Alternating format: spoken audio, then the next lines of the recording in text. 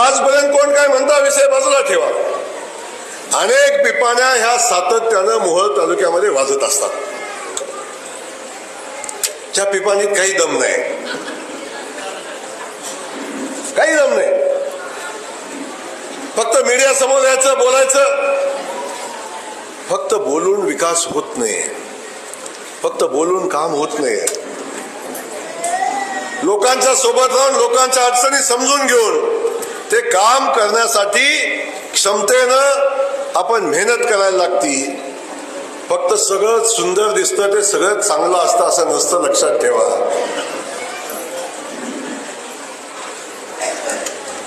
बऱ्याचदा पिवळं दिसतं ते सगळं सोनं नसतं, बऱ्याचदा ते बेंटेक्स पण असते. आपल्याला माझी विनंती आहे, कुणी काही सांगू द्या, कुणी काही बोलू द्या, सगळ्या लोकांना सोबत घेऊन जाणार आमचा भारतीय जनता पक्ष आहे. मला तुम्हाला सांगायचे आहे, माझ्या अगोदर माननीय मुख्यमंत्री महोदयांनी मोहोळची माहिती घेतली होती आणि मला सांगितलं जे मोहोळचा नगराध्यक्ष भारतीय जनता पक्षाचा होतोय.